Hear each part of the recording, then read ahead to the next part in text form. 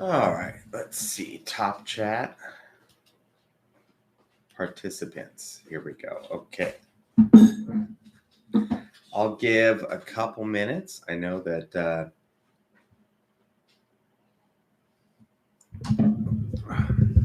hello. I wonder how good the audio is, honey. Can you try to tune in to the live stream from another room to test the audio? Keep coming with that, and then go to another room and click the link on your phone and see how the audio is. We have a participant, Tom. Welcome. Good morning from me. I'm still waking up. It was late last night. You can pull up your phone and just click a link. Okay. All right then. I'm great. I mean, I am still waking up, like I said, but it's great. It was fun to wake up and see that the everything is sold out. Good morning, Dean. Dean, it's a little bit later for you. I think it's around 11 a.m. For you. All right, Jean is just she's testing my audio from the other room. You guys can go ahead and type in the chat if the audio is horrible. I did just set up our mic for this, so. All right. One good thing about Jean needing to set up everything before she can come in is I can have excuses to just kind of, mutter and ramble until my brain is fully activated.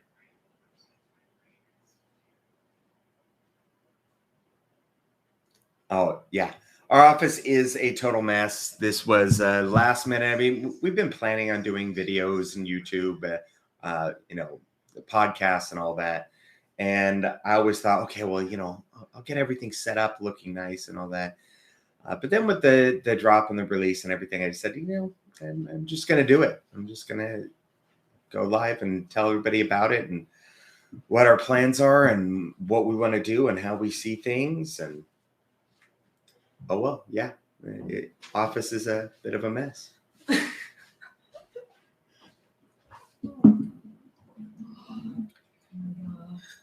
All right. I guess since we're the ones producing the audio and everybody else is just chatting, then we don't really need headphones because all they're doing is working as monitors. And I was just wanting to make sure it sounds good. So I'm going to go ahead and take these headphones off.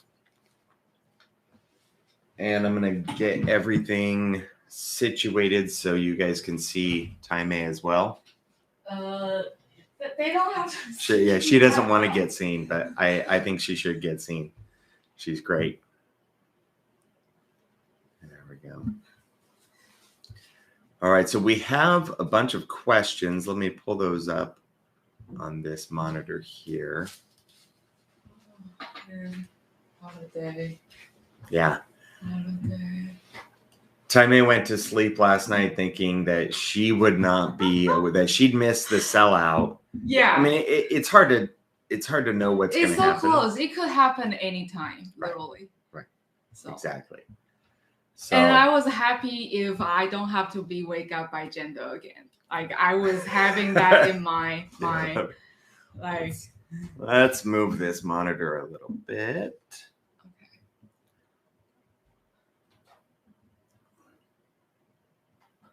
There we go. Okay. All right. So you can see us all in here now. There's really so much to talk about. Hey, Benjamin. All right. What do you guys think? Should we give a couple more minutes for some people to tune in? I mean, I wanted to do it live so people could ask questions live. But the bigger thing was just getting the video out there, just actually talking. Maybe we can move a little bit there. The view is better there.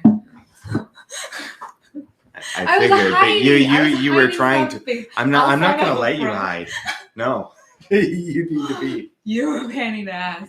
So I'm showing off my Cardano mug from Cardano Summit Taipei. In reality, it's way too small of a coffee cup for me. This is the real coffee cup. So I have my real coffee cup, yeah, off to the side. This is my coffee cup. Oh. Give it a few more minutes. Okay. I agree, Dean. We can do that. Dean has been with us the whole time. I was really happy that he was there. Dean actually really has been with us the whole time, whether he knew it or not, because he's the one who went through, and as we submitted all those individual policy IDs for the, Cardano Gen babies that were produced via NAMI wallet and all that, he was the one who went through the tedious process for a brief while during the golden age of verifications when it was smooth. And he also has the GANBots project, which I absolutely love. I really want, in my office, I want to print up the one I have from the spring collection and put it on the wall. So yeah, Dean is awesome. For the babies to get older. Can't wait for the roadmap. I'm excited about the roadmap, and the most difficult thing for us, I think, is figuring out what's the simplest and easiest way to present it.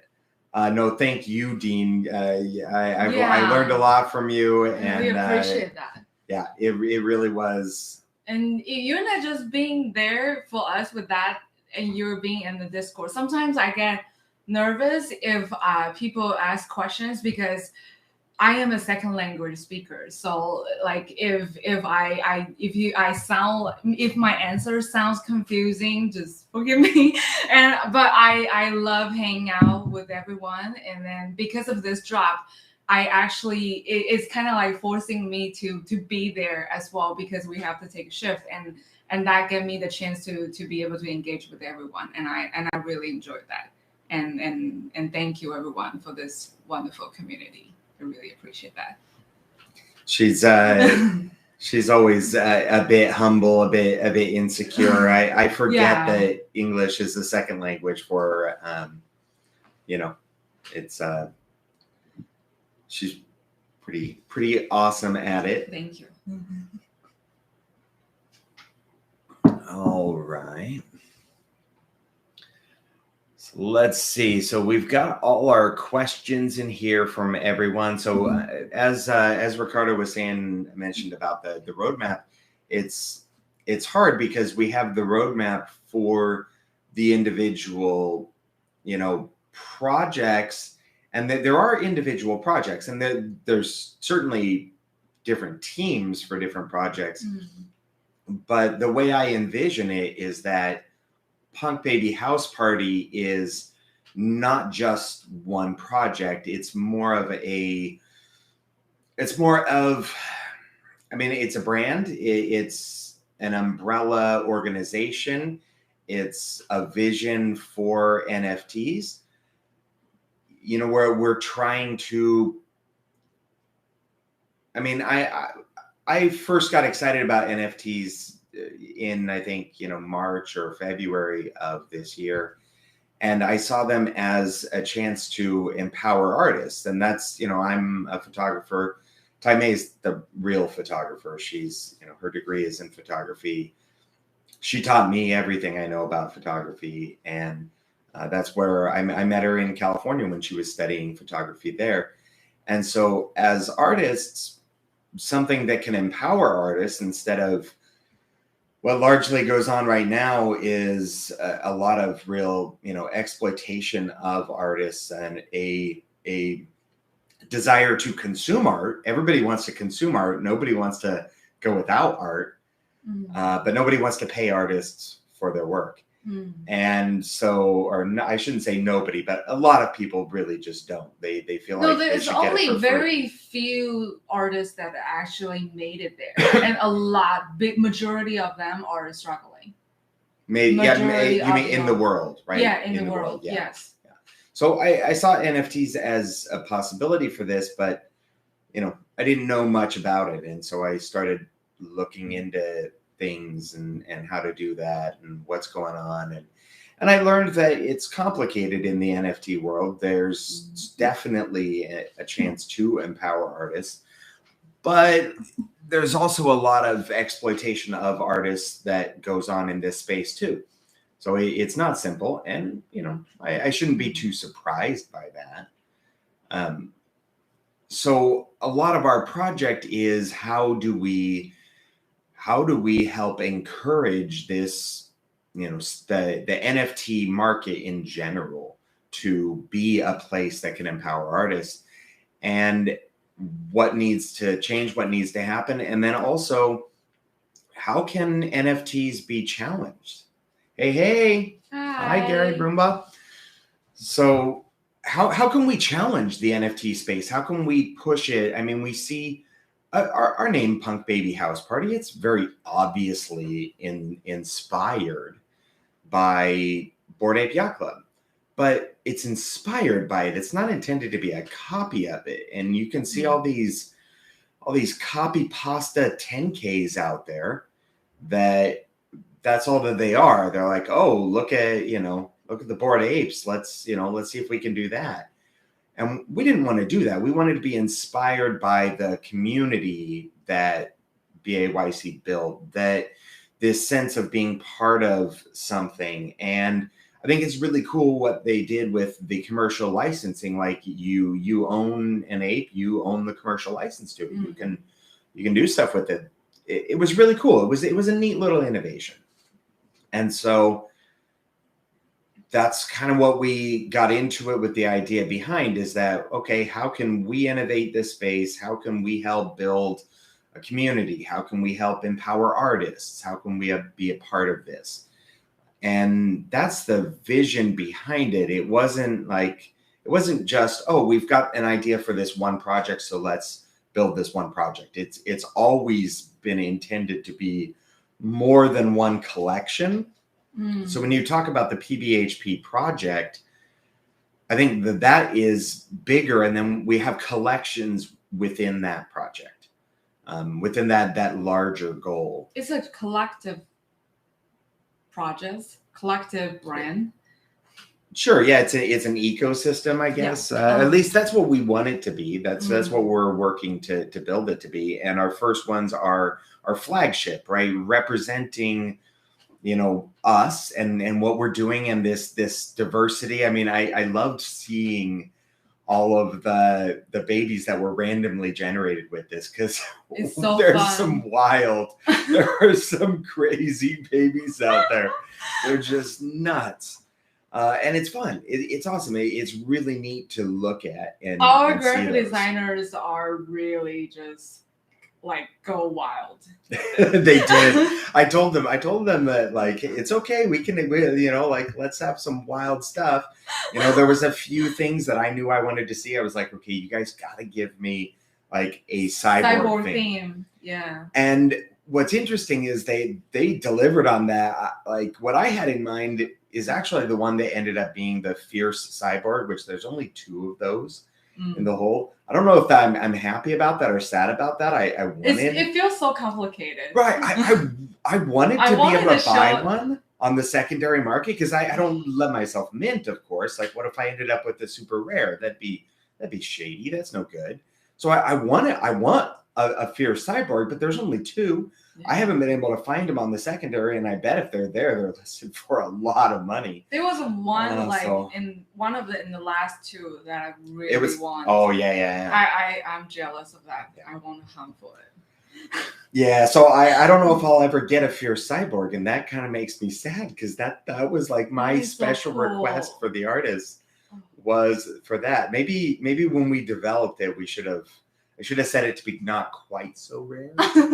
We don't set the exact rarity, but in our software we do have a function to change the likelihood of something showing up, and that's another thing I'm really, really excited about.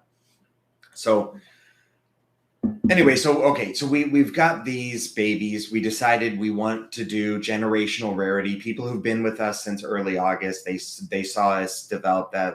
How do we want to do this? What was our roadmap? We actually talked it over with the community a lot at that time to figure out what we wanted our roadmap to be. What would these babies be? Because Cardano Gen was largely minted one by one by hand. It wasn't intended to be. We build, those community founders build this with us together. Yeah, absolutely.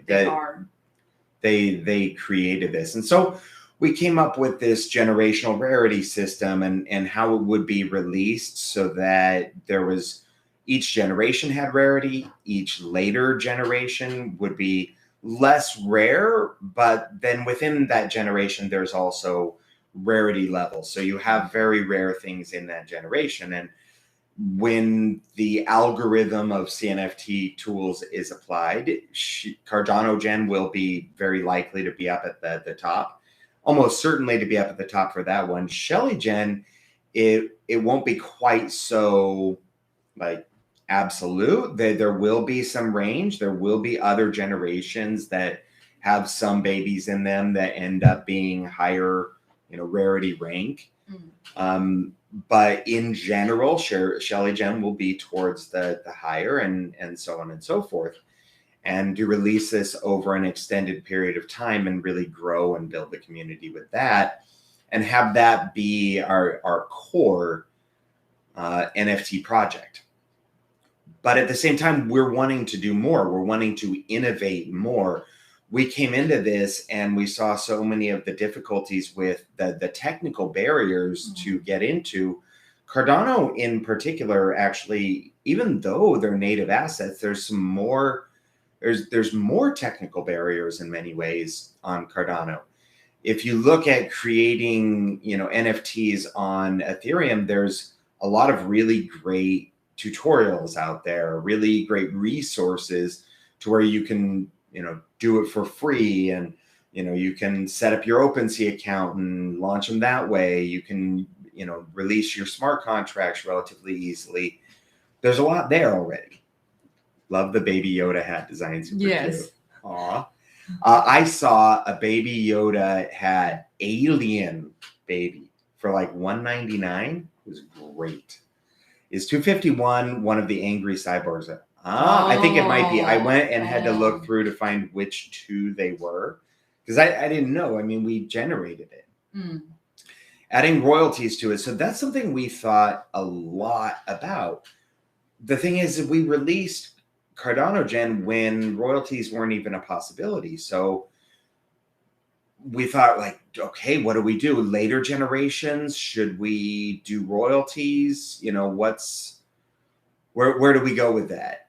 Because as artists, certainly we understand the value of royalties, the reason for royalties. But at the same time, I don't know. It's a complicated discussion that I'm generally in favor of royalties. We wanted to do royalties to like distribute back to the people that own the babies. Problem with that is then that makes it a security. And we don't want to have to tell, US owners, well, hey, by the way, you might want to sell your babies because, if the SEC decides to crack down on NFTs, then the marketplaces may delist any project that is, making fiscal promises, promises of financial rewards to holders. I mean, we're so small now, and it really, like, OpenSea is only just now saying, hey, maybe we should worry about this. So I think we have a long time before our project would be targeted, if ever. But if the marketplaces are targeted, then the marketplace targets every project, and that's a concern. So yeah, royalties is definitely something we're considering. And for one of our later projects, we'll almost certainly do royalties. But the purpose of those royalties are to fund scholarship programs in the various countries that we'll be shooting that project in. That will be the nonprofit arm. That'll be coming out of the nonprofit arm of Pbhp. It's something we'll add in over time. Creator will be able to get. Yeah, that's my understanding. The royalties are something secondary marketplaces will have to add over time. I know that on NFT Maker Pro, there's actually an option on the dashboard to like mint a royalties token. And I read somewhere else before that how it's supposed to be is the very first thing you mint on that policy is actually a royalties token. And that's not something we did. So, but yeah, royalties it's really new to the Cardano space because we're looking at native assets. Like I saw on Twitter, somebody posted, oh, I really want to get into, Cardano NFTs, but without smart contracts. I'm worried that I'm really just buying a JPEG. And to me, that's kind of weird because it's the opposite, really. Cardano, these are native assets. You are buying a token minted on the blockchain, on the Cardano blockchain. It is a native token. And on all these other chains, you're kind of buying a token that's wrapped in a smart contract. Like, I don't know, maybe I misunderstand those other ones, but I feel like that's how it is. Like on the other chains, you really are kind of just buying a JPEG that's wrapped in something else on the blockchain. But on Cardano, you are buying a true NFT. That's, maybe debatable, and maybe someone who understands how those are done on other blockchains, maybe we could have a debate about that. But the fact that NFTs came out without smart contracts, and then that does have some, how do you do certain things? How do you automatically send out royalties and things like that? And then obviously, how do you do the automatic trading without having to have, like how it is right now, there's some form of escrow no matter what. You're either holding the ADA escrow or you're holding the NFT escrow. Like the project, I mentioned one and bought a top hat baby to go with my bit and clay. I will say did not like the Discord and left after a few moments, which is weird since I'm active in so many. Well, I'm sorry you didn't like the Discord. I personally have really loved it. I don't know. I was asleep for the last few hours. I know there's a lot of excitement in there. There's a lot of a really good discussion back and forth. Yeah. And I like everybody's different opinions, different inputs. Mm-hmm. It's all really good to hear from. Yeah. So yeah. We let's see. So what's next other than releasing the other gens? So what's next is really the development of the empowerment side of what we're doing. Mm-hmm. And that right now, the big thing is getting our Pbhp creator software functioning and able to be released. So we did our alpha test with that software for Shelley Gen. And we had some bugs. Oh gosh! Oh no! Are they starting again? We have a construction. Can you get them? Yeah, I will go ask. How's that sound? Is it? We asked our landlords to pause the construction that they're doing upstairs earlier. Can you guys hear all that construction? Is it super loud for you?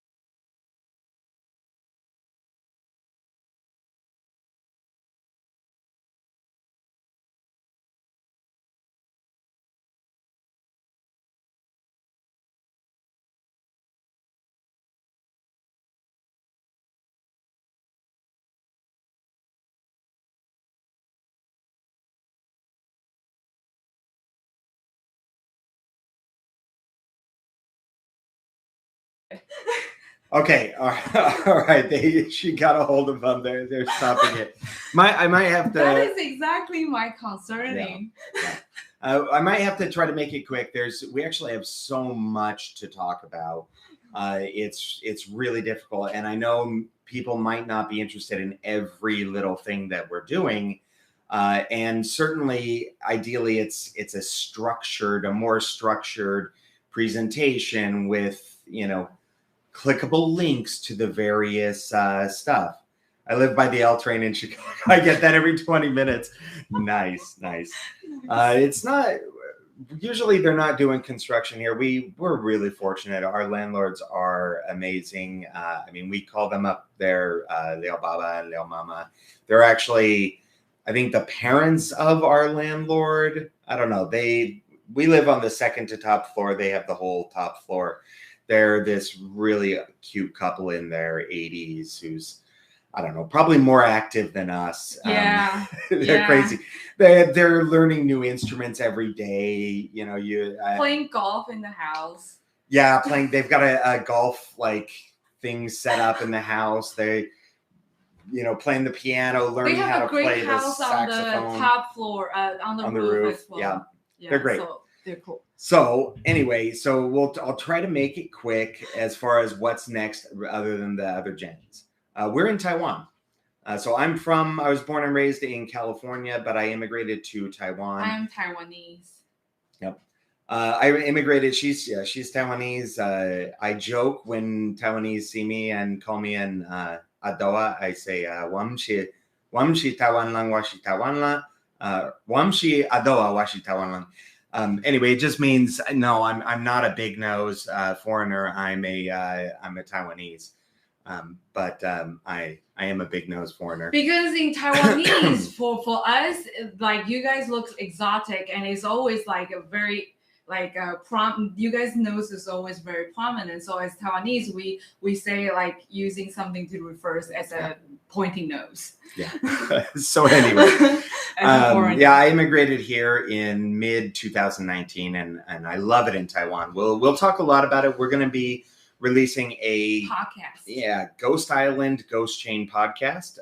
I'll explain why Taiwan is often called the Ghost Island, and we'll talk. It'll be about both Cardano NFTs and Taiwan. Yes, please come. Please show you around. Taiwan. Show you around. It's the most underrated place on the planet, in my opinion. There's so much that people just don't know. They just don't talk about Taiwan. They kind of pretend it doesn't exist until they need microchips. Because all the device and the phone that you're using probably built it from Taiwan. Yeah. TSMC, Taiwan Semiconductor Manufacturing Company. Pbhp. They effectively have a monopoly on the microchip market. Just because nobody else is producing at the scale, at the quality, at the that TSMC is. So yeah, everybody, the whole world depends on Taiwan's microchips. Heavy Asian populated part of Canada, and love all the different types of culture. Oh, that is so cool. Love that. One of my degrees is in history, and I've spent a lot of time on East Asian history, and it's definitely very fascinating. 5-6 years ago, I knew nothing about Asian culture, and then I started working at a casino, and I started learning a lot because I was working at a casino in an all-white rural part of California, and yet all of my coworkers, all 100 plus other dealers were Asian just about, and pretty much all of our clientele were Asian. So that introduced me to Asian culture. Visiting some contacts at TSMC once we open up again. Nice. Beautiful. Yeah, that is awesome. Koala Steve, I'm very glad that you've been here. It's a great place. Very more in-depth, views, beliefs, everything. It is. I agree. It's a lot more passionate. I also very excited about, because we're going to have a lot of more different projects. It would be really great to have a podcast, let the artist talks about how they created, why is the process going through, and why they did this. And everybody has, because one thing very interesting is when we are creating babies, those iteration and elements, sometimes we're kind of we're not sure. And why we're not sure, and that is like because we're kind of like, because we're in Taiwan, we're in the Taiwanese culture, and then but our clientele is in the West. Sorry, I had a okay. well, The juxtaposition of the old and modern in Taiwan. Yeah, I really like that as well. I mean, my favorite city in Taiwan is Tainan. I enjoy some things about Taipei, but mostly I stay out of it. I love going to southern Taiwan, and Tainan really has that feel. It's the old capital. It has the historical, you know, stuff going back to the early 17th century, but at the same time, it kind of feels like a college town. So it really has a lot of that old and modern going on, and it's really fun. It would be really interesting to like bridging in different culture, because our team is actually literally from the East and West together. Yeah, it is global. So it will be really, really interesting and cool to have that kind of interaction and engage. Let me real quick focus on saying what is coming up next in the very short term. So in the very short term, on the development side of it, is our developer perfecting this creator software, this Pbhp creator software that will allow creators to produce NFTs, to get all the metadata, to send them to a minter distributor, all without ever having to write a single line of code. And it's something we're really, really excited about. I had a conference, a virtual web meeting with Patrick Tobler and Sasha Tobler from NFT Maker Pro the other day. And it was only we were only able to have a short half-hour meeting, but they were very excited. I showed them one of the older demos that we have of this software, and that got them extremely excited. They said they would love to partner with us on it. And I'm sort of open to that, but we're not trying to lock in creators. We don't want to, if we would be forced to make it exclusive to NFT Maker Pro, then that's not worth it for us. Like we'll integrate their API, we'll promote and talk about it. But what we're trying to do is expand the opportunities for creators. And if that means that it takes longer for people to find our software because we don't have as much promotion from, you know, somebody who has a presence, well, that's fine. Like it's more important to us that we're providing something that is empowering, not restrictive. And so that means our software generates the metadata where the creators can take that metadata and send it to Pbhp, which is doing great things. We're not integrating Pbhp because we're not going to integrate anyone that charges a percentage. We're only going to integrate like the direct sending with someone who charges a price per NFT. We have a lot of reasons for that. I have tremendous respect for, you know, for Pbhp and Mermata and for these other services out there. They've done amazing things. I don't know that this space would have been able to grow to where it is without them. And I'm sure they have very good reasons for why they charge percentage. But we have other reasons why we're not doing that, why our mint and send service won't do that, and why we support services like NFT Maker Pro that are doing it price per NFT. A big one is that our Cypherpunks project is insanely, the production cost is insane on it. I'm probably going to spend about $250,000 US just to develop that. And we would have to price it so crazy high to allow for a 20% profit sharing. Like our profit margins on that are thin. We're not producing it because it's a profitable project. It's not because we want to do it. Like we just want to do it. It's cool. It's awesome. Yeah. Like that's it. And so we're going to have really thin margins on it, but that's okay because it's going to be amazing. So our Pbhp creator software, getting that working, we have some people who will be beta testing it. We've got a little bit more alpha testing to do. We've got to integrate the on-chain, the stuff for fully on-chain NFTs. And that was what my meeting really with Patrick, with NFT Maker Pro was about, was, hey, we got to get this API working and NFT Maker Pro having support for on-chain NFTs. So that way we can do that, because one of the projects that another one of our teams is working on is the Pablo NFT project, which is a fully on-chain NFT that we're actually we'll be releasing that one to push the boundaries of what can be done on chain. Cardano, the transactions are huge. They're enormous. 16 kilobyte limit per transaction. That is, it might not sound like a lot, but for blockchain, that's enormous. You would have to fill up almost an entire block on Ethereum to be able to do that for 16 kilobytes. It would be insane. So what can we do with that, right? The Plutus backend, so we have smart contracts, but we sort of don't. Plutus backend isn't quite here yet, but we're getting this Chainlink Oracle support. So Chainlink VRF, all of the Chainlink Oracle stuff allows us to interact on chain with off chain data. So how can we do this? How can we bring that into an NFT series and a game?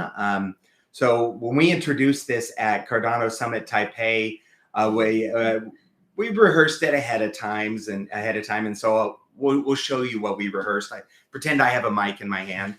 I said, and we've got Pablo, this pixel art rooster. And I was like, boring. But no. It's going to have breeding and racing. Go ahead. Boring do what you again. Did. Boring again. Yeah. So that is boring, and that's because now the pixel art rooster is adorable. It's really, really cute.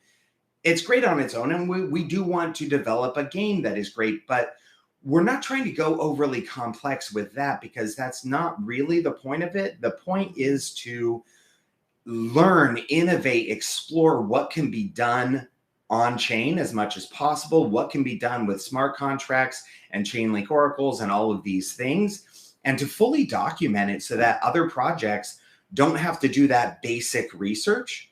That they're able to take everything that we learn and take it into new realms and all of that. So we are going to make it fun, exciting, cute. Like I imagine these chickens running down a racing, like it's going to be great on its own, right?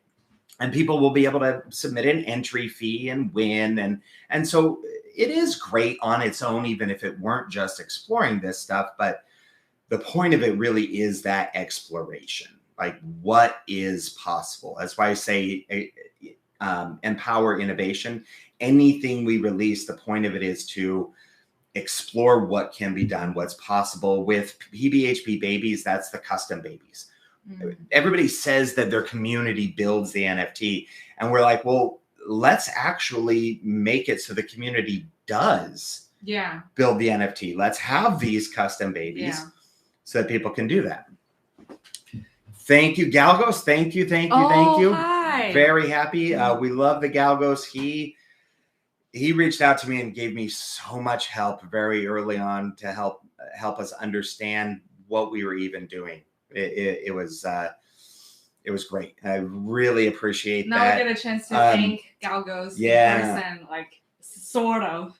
Galgos, I'm sorry I haven't responded to your message yet. Yes, I do want to include some of our babies in your treasure chest. So yes, the answer to that is yes. And I'll be reaching out to you today to figure out how we do that, because that is so cool. You guys really got to check out the Galgos. Yes. They're awesome. I love the white paper, what they're doing. They're also really running under the radar. As far as I'm concerned, like they have a vibrant community, but they're still under the radar compared to what they're doing. So what you're going to do to make Pbhp the next big thing. So we are trying to make us the next big thing, but it is marketing through action. That's what we're doing. So the big thing that I'll be releasing this week, there needs to be a single resource, a community hub for collectors and creators to go to learn about Cardano NFTs. There needs to be one place. And so that's what we're creating. We're creating this Pbhp community hub. I've been writing it up for a while now, and we've actually reached out. We've got a bunch of translators on board for Swahili, for Japanese, for Mandarin and Taiwanese, obviously, for Haitian Creole. I reached out to a team of Hausa translators. That's another really common language in Africa, commonly spoken. We've got Indonesian translator friends here. So we want to add all of this language support. Dean has really, has he said his partner could maybe do the Thai translation for us. So I'd love if we can hire her for that. So it's putting out all of this information for the community. Felix from Indonesia. Awesome. Oh, I love that. Yes, that would be awesome. That's fantastic. Because there's still a lot of the information is heavily only in English. Just in English, There's so many people like really wanting to know, really want to engage, really wanted to learn what it is, how to buy, how to invest, how to create. How to evaluate projects. Yeah. Right. Yeah. And we want to make that available for a lot of people from speaking different languages. So we'll have the first iteration of that hub, and it's going to be ongoing, and we'd like to bring in trusted contributors so it's not just our voice in there. And so the first iteration of that will be going live this week to have all of that information there. A lot of people out there still, even if, I mean, Cardano NFTs are a niche within a niche within a niche. So, you know, crypto is a niche, NFTs are a niche, and Cardano NFTs are a niche within it, within all of that. So many people don't even know about it. So how can we help people to know about that? How can we help people to understand what NFTs on Cardano are about? Even just other people who are already buying NFTs. We're like, no, of course there can't be NFTs on Cardano. There's no smart contracts. Well, yes, there are now, and no, we don't need them. Like, you know, so this is what we're doing for for when you say next, I mean, I'm talking this week, this is being released. So there's a lot of things that are actually ongoing that have been ongoing for a while. I mentioned Pablo. Pablo went into development in August. Pablo is already verified on CNFT.io, has been verified on CNFT.io since August, because that's when I said we need to do this. We need to, you know, get this started. We're just working like behind it, and then trying to connect it and build it. Connecting with other creators, other developers. So that's another big part of it. Of our next steps is we've got other creators in Taiwan, Hogsters, Sam Catman. We've got Jeremy Furster, who's the head of partnerships and executive officer for Cardano Foundation here in Taiwan. And we got a chance to meet him and talk with him a lot at the Cardano Summit Taipei. So connecting with these other people, these spaces. Pablo He-Man. So Pablo Picasso, actually, sort of, because I mentioned there's going to be breeding. So there's going to be a hen series that is going to be Frida. So Frida Kahlo, Pablo Picasso. But we are going to have some really rare. There's going to be Pablo Escobar within it. There's going to be Pablo Picasso. And then it's also just... Okay. Here we go. There's the...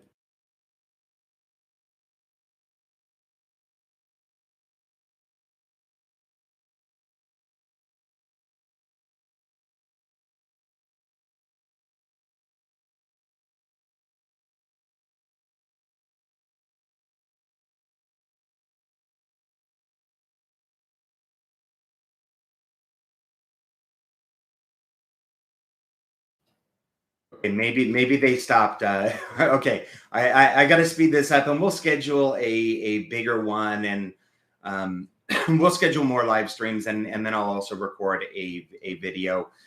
So again, next steps, we've got our dev team working on the Pbhp creator software. We've got our community hub. We've got our translation. Bringing in, you know, all of these resources so we can expand the space, expand the Cardano NFT space beyond English, beyond just, you know, a few Cardano people who know about it. You know, to some extent, when you look at everybody trying to release projects on Cardano, they're releasing projects, these big projects, to a market that actually just doesn't have that many people in it. So it's kind of tough.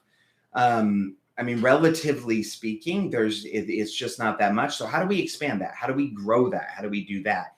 And then another thing is, I have somewhat of I disagree with a lot of what we see as common beliefs about NFTs, about the NFT market, about what we should do in NFTs. I shared this at Cardano Summit Taipei when I was part of a panel. Thank you, Beefy Shazam. We love it. So everybody talks about, for instance, that NFTs should immediately start selling for over mint on the secondary market.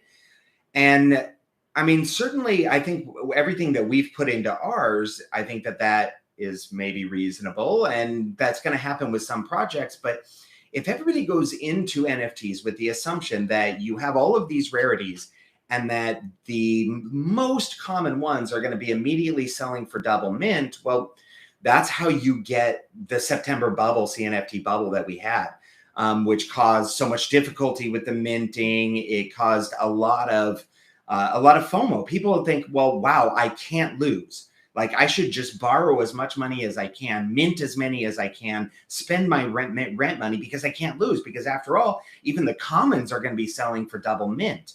That's how you create bubbles. That's how you create bubbles within legitimate markets. And I think September, we saw it get pumped outside of its natural progression, natural growth.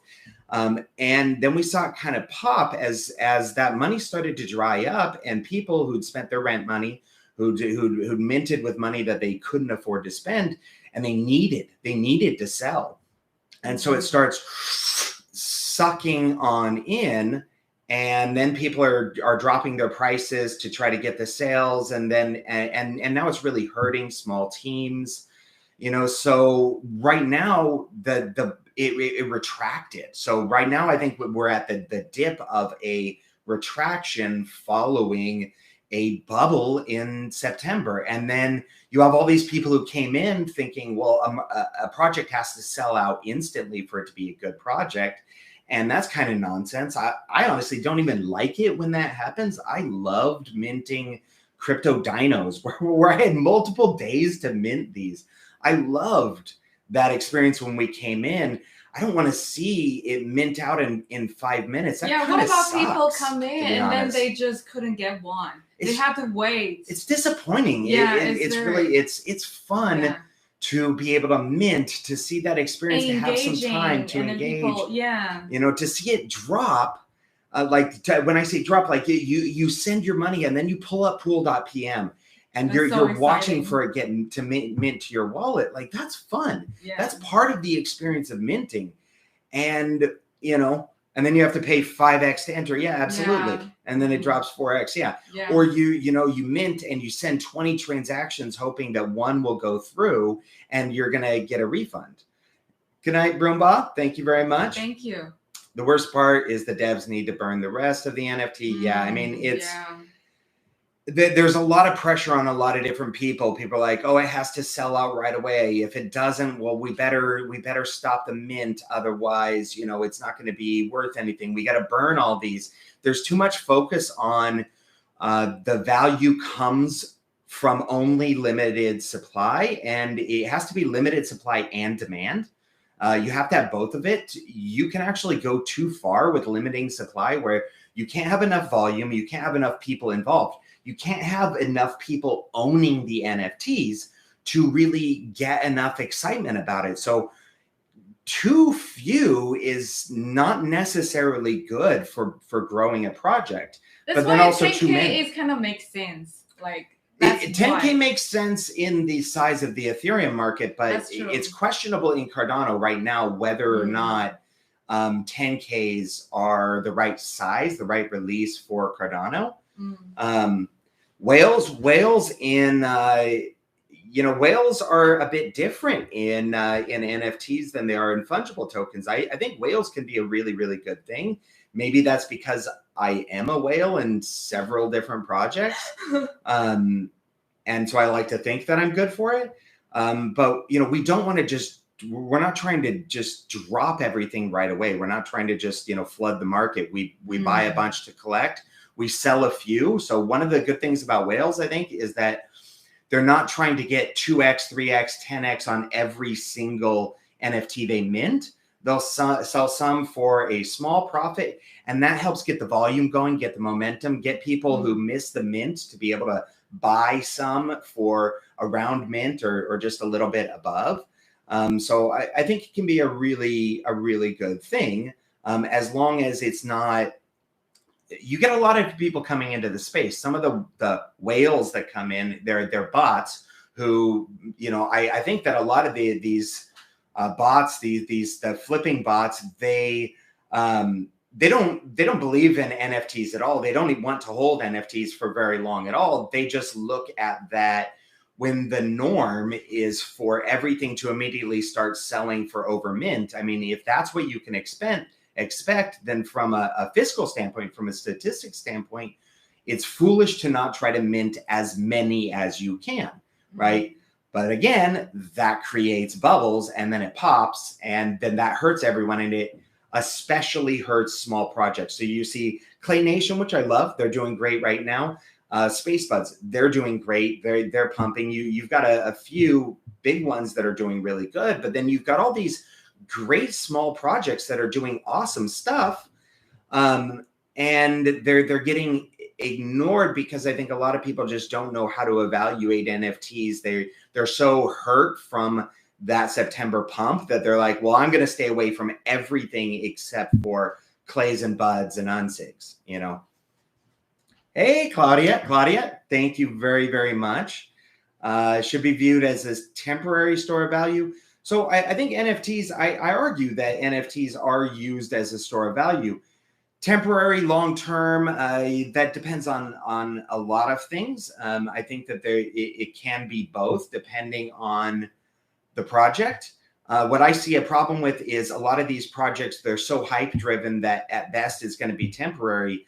And people are like, well, you know, what's your vision for growing value? And they'll say things like, well, we're going to release a game, and 90% of them, no, you're not going to release a game. You're saying that because it's a fad, or, you know, we're going to do this other thing or this other thing. And will those things actually result in sustained growth, right? Like, is there some true vision out there? Yeah, every white paper ever, right? Yeah, exactly. We're going to have breeding. We're going to have racing. We're going to have a game. We're going to, you know, we're going to do this. Also, and that's it. Also need, like, what is the definition of increasing the value? Like, is for you, is that like money wise, or it's actually like building the community contribution, or change the world, challenge the system that we have. Like, what kind of value are you talking about? And then is it short term or long term? Right. Those are some of the projects that I'm a whale in, that I own 150 or 200 of. They're actually not projects I expected to make a profit from. For all I know, I'll never be able to sell those. What I did was I saw projects that weren't just trying to do the normal thing, that they were, you know, kind of small. They've got developers behind it, though, that they're clearly trying to grow this space, this community, and they're largely getting overlooked by everybody who wants to jump on the hype train. And I know that me buying my 150 or 200 is not going to be enough to pay their bills. Sure, I might be a whale. Sure, it is a lot of money, and you know, it's thousands of ADA, and they're going to need more than that. But maybe it'll keep them going a little bit longer, because we need those people in the space bad. And so when I do that, I am actually making an investment in the future of the space, but I'm not expecting to get a direct return on those NFTs, but rather I'm supporting creators within the space who will help grow it and grow the whole space. And then the value of all of this. Their projects are promising a lot of things. They don't even have a team. Absolutely. Yeah. They're, you know, you have cash grab projects, you have cash grab buyers, you have so much complication in this space. There's not just one approach. And a huge problem I see is there's no good resources for people to find out what should they be looking for even creators. Like, I look at some projects that actually create really cool things, but then they make choices that I think are really, really bad. And I think that they're only doing those choices because they're told they have to, that's what creators have to do. And they're like, well, I guess if I have to do that, that's what I'm going to do. And I think it's bad. You know, I'm not sure if it even has a short-term benefit, and I think it has a long-term negative effect on the space. Thank you, Beefy Shazam. I'm saying so many different things. I'm not sure which point you're referring to. Excuse me. But yeah, this, you know, this is a lot of what we're trying to do. When we're trying to grow the project and increase the value, what increases the value of our NFTs? A big part of that is what can increase the value, the market, the Cardano NFT space. Because if Cardano, we do that, and Cardano ecosystem, right, as well. If we can grow that, right? I mean, look at Space Buds. We look at them from Cardano NFTs, and they're selling for this insane amount of money. And what they barely break the top 30 in NFTs, right? Cardano NFT space is really, really small. So to a certain extent, the best way to grow this space, I believe, is growing our project, growing the value of our project is growing the space. And so that's what we're trying to do right now is have better entry into Cardano NFTs, explain to creators why they should be on Cardano NFTs, reaching out to Taime's alma mater to develop so she's from the photography program there, which works really closely with the graphic design program. And we want to work with them to develop a NFT specific graphic design track at her college. So graphic designers can learn what they need to do, because they might be great graphic artists, but they don't necessarily know how to do it for NFTs. That's something we've struggled with our designers, our team, because they're creating something, they can adjust the layers if they want, to make something perfect. But that will be conflicts with when we were running the program. When you're generating them, you end up with conflicts. So we actually had to go through and remove a ton of glitched ones out that just didn't work. I noticed a couple still made it through. Yeah, I was like, oh my God, I can't believe I missed that. Yeah.